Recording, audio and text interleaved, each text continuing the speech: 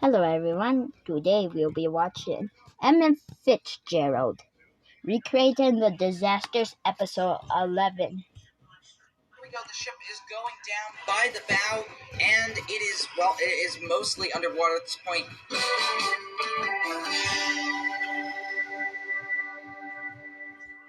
Hey guys, welcome back to another episode of Recreating the Disasters. Today, we're focusing on the SS Edmund Fitzgerald. So yeah guys, let's get into the video.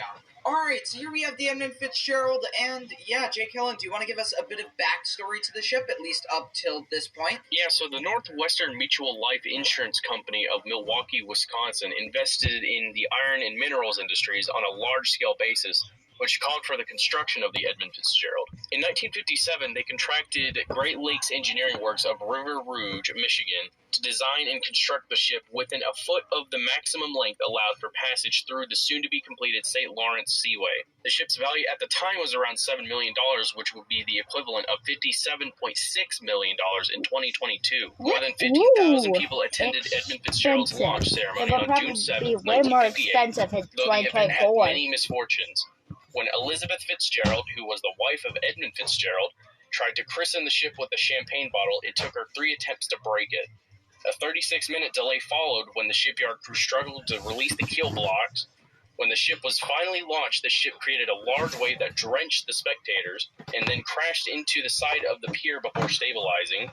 And because of this sudden incident, witnesses swore that the ship was trying to climb right out of the water, in which a spectator actually suffered from a heart attack and soon died as a result. The Edmund Fitzgerald carried taconite ore from the mines near Duluth, Minnesota to iron works in Detroit, Toledo, and other Great Lakes ports.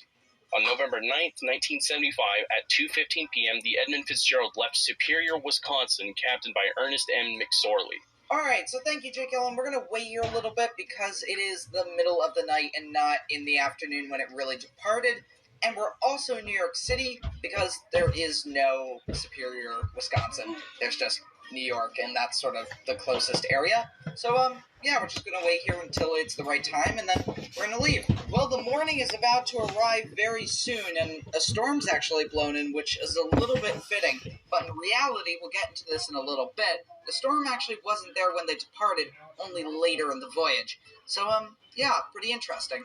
Now, Jake Hillen, was the Edmund Fitzgerald just a single-built ship, or did it have other sister ships to go with it? Yeah, so the Edmund Fitzgerald was the first of 2 similar sister ships constructed, the other being her sister Arthur B. Homer of 1960, constructed for Bethlehem Steel. So yeah, that's really cool. I'm going to go ahead and I'm going to wait here just a little bit longer until it's time for us to depart, and then we will depart for the Great Lakes. I mean, we're trying to pretend this is the Great Lakes. Unfortunately, it is not. There is no Great Lakes in-game yet. Maybe there will be in the future. I don't know. But we're just going to wait here, and once the time comes around to leave, we will leave. Alright, so it's about time that we get going, so we're going to go ahead and we are going to depart and make our way out into the Superior Lake. So, let's go. Alright, so what I'm doing is I'm just maneuvering myself to the left here so we can make our way out to the open lake here. Obviously, we're near the land and everything. We don't want to be near the land. We want to make our way towards our destination. And what would that be again, Jake Owen? Yeah, so she was en route to the steel mill of Sug Island near Detroit, Michigan, carrying a cargo of 26,535 tons of taconite ore pellets. And that's a lot of weight, so the ship would be sitting a little lower in the water, actually a lot lower in the water than it would normally sit unloaded. So, just something to keep in your head when you realize that the ship was going to go into some huge waves. Now, Jake Hillen, what was the weather going to be like on Lake Superior that evening? Yeah, so the weather forecast was not unusual for the month of November, and the National Weather Service actually predicted that a storm would pass to the south of Lake Superior by 7 a.m. on the following day. So correct me if I'm wrong, does that mean that there was going to be no serious weather until earlier that morning? Well, as it turns out, the National Weather Service actually altered its forecast at 7 p.m. to issue gale warnings for the entirety of Lake Superior.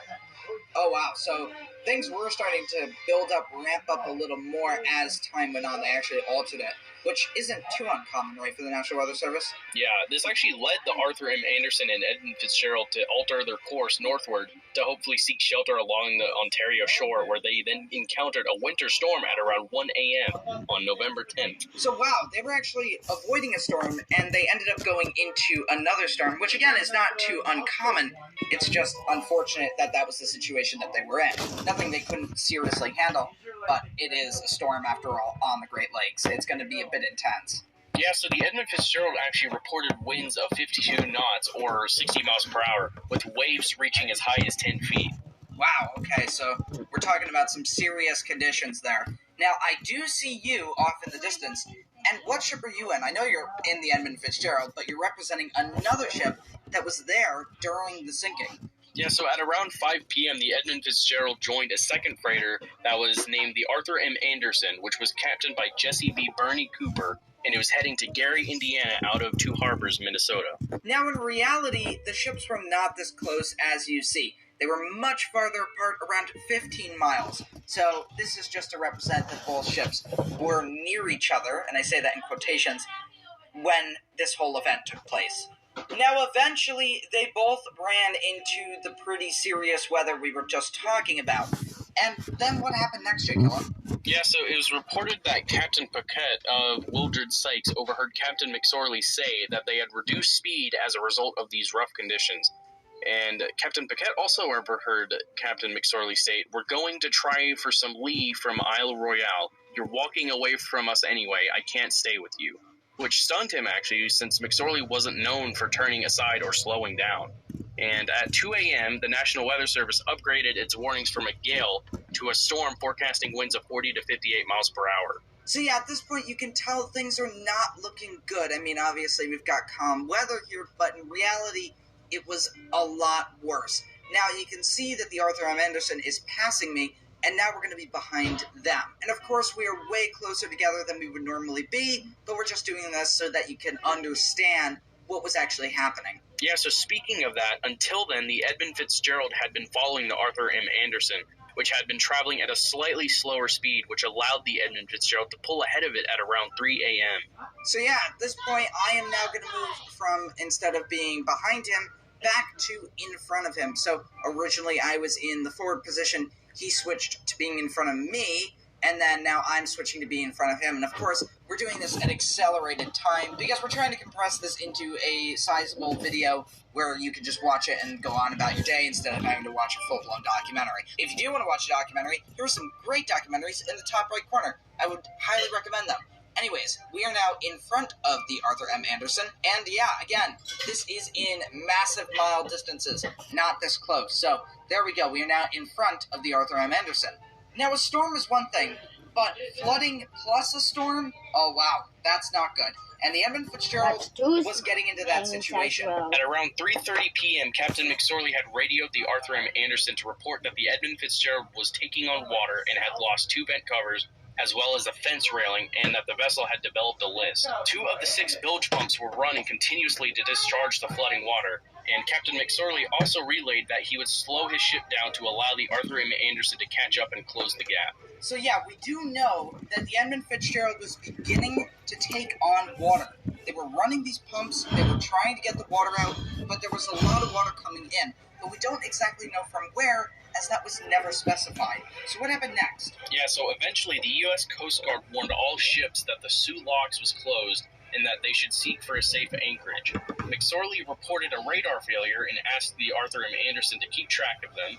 The Arthur M. Anderson directed the Edmund Fitzgerald towards Whitefish Bay and then contacted the U.S. Coast Guard to inquire whether the Whitefish Point light and the navigation beacon were operating. The U.S. Coast Guard replied and said their monitoring equipment indicated that both instruments were inactive, so McSorley then hailed any ships in the Whitefish Point area to report the state of the navigational aids. Captain Cedric Woodard of the Avafors answered that the Whitefish Point light was on, but the radio beacon was inactive. So yeah, now not only is the ship taking on water, not only are they in a storm, but they've lost their radar. So now they're sailing blind. They don't know where they are exactly, and this is getting very, very worrying for the crew on board the Edmund Fitzgerald.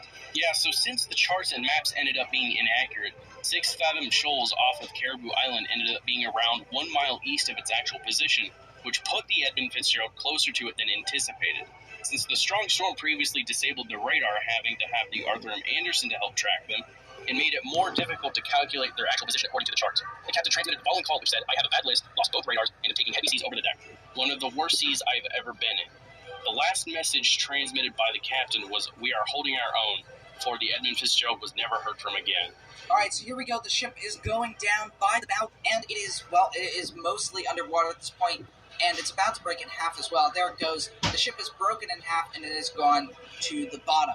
Now, you may think that is way too fast, but in reality, it probably was this fast. There was no time for a mayday call. It was just gone within probably seconds or not even a minute. Now, J. Killen, what was presumed to have happened to the Edmund Fitzgerald when she sank? What caused it, and what happened when she finally went down? What made it go so fast? Yeah, so like what was mentioned, the events of the sinking are widely unknown and based purely on what little we know currently, as well as theories and speculation.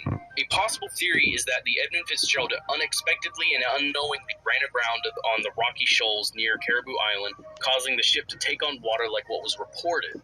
Eventually, it would reach a point where the bow would dip below the waves but not be able to float back up, causing the ship to quickly dive down and strike bottom, forcing the ship to fracture and buckle in the center. The bow breaks off and hits bottom upright, while the stern pivots past vertical and sinks to the bottom, landing upside down. So yeah, that is the... Okay guys, don't forget to like, comment, share, and subscribe, and I'll see you all in the next video. Bye bye.